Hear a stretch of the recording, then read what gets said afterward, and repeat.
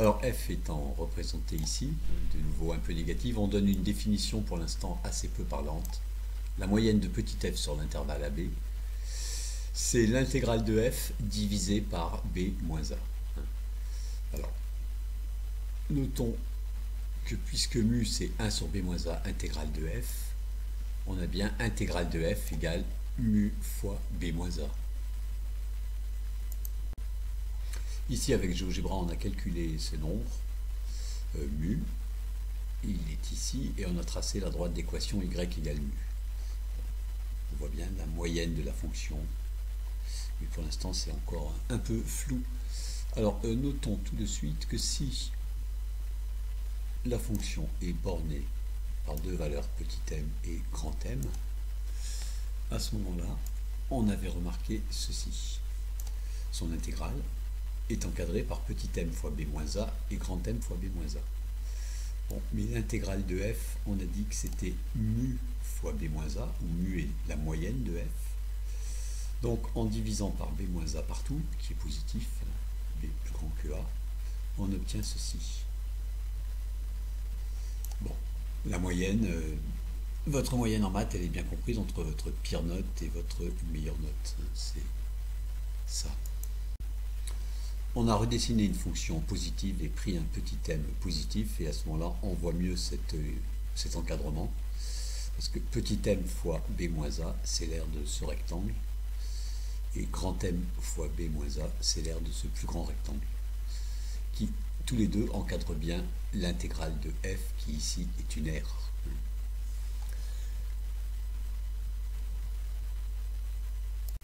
Maintenant, une interprétation graphique de la moyenne que j'aurais peut-être dû donner avant parce qu'elle est éclairante. Alors, on rappelle la définition de la moyenne de f sur AB. Quand on multiplie par b moins a à gauche et à droite, on obtient cette relation. Et on peut voir, alors ceci, mu fois b moins a, c'est l'intégrale de la fonction constante mu sur l'intervalle AB. Donc on peut dire la moyenne, c'est la fonction constante dont l'intégrale est l'intégrale de f. Alors on va représenter ce nombre mu fois b moins a, il est ici en bleu, et puis l'intégrale de f en rouge, elle est ici. Alors maintenant on représente les deux. Voilà. Le rouge et le bleu sont les mêmes, et dans les deux, il y a la partie qui est en mauve. Donc finalement, par une simple soustraction, on voit que la partie qui est en rouge a la même aire que la partie qui est en bleu. Alors on peut penser, par exemple, à une vague. La fonction, c'est une vague, et quand la mer est redevenue calme, on obtient la hauteur moyenne. Ou alors penser à un tas de sable, voilà, du sable qu'on aplanit. Quand on aplanit ce tas de sable-là, on se retrouve à la hauteur moyenne. On va démontrer cette égalité des aires rouges et bleues ici. Seulement dans ce cas de figure, il faudra adapter la preuve pour un autre cas de figure. Alors on appelle C l'abscisse du point de coupure ici, entre CF et la droite d'équation y égale mu, et en fait tout va tenir dans cette égalité ici. Alors l'aire en rouge, on peut noter que c'est cette intégrale, c'est l'intégrale de f moins mu, la grande moins la petite, sur l'intervalle AC. Cependant que l'aire en bleu, c'est l'intégrale de la grande moins la petite aussi, sur l'intervalle CB. Alors on part de ceci, on fait tout passer à gauche, puis on va écrire la relation de Schall pour chacune des deux intégrales. Alors ça donne exactement ça.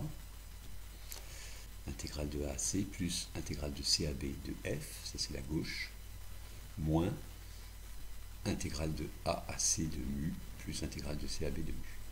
Puis maintenant on prend le premier et le troisième morceau. Ce sont deux intégrales de A à C de quoi? De F moins mu, c'est-à-dire mot à mot ce qui est ici. Et On va faire passer le reste à droite, le deuxième et le quatrième. On vérifie que ça fera bien intégrale de mu moins intégrale de f de c à b. Voilà, comme ça on a démontré. Alors c'est vrai pour des fonctions non positives. Ici on a dessiné une fonction positive pour que ce soit plus simple à voir. Sur ce dessin, l'égalité des aires rouges et bleues est vue sur un exemple un peu caricatural, parce que ici on a quasiment un centre de symétrie de la courbe. C'est une fonction polynôme de degré 3, il y a un centre de symétrie qui est par ici. Voici donc un dessin avec une autre fonction qui est encore positive.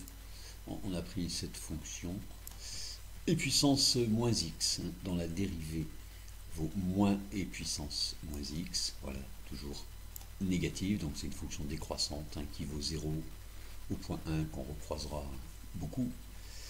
Et on voit bien l'égalité des deux aires ici.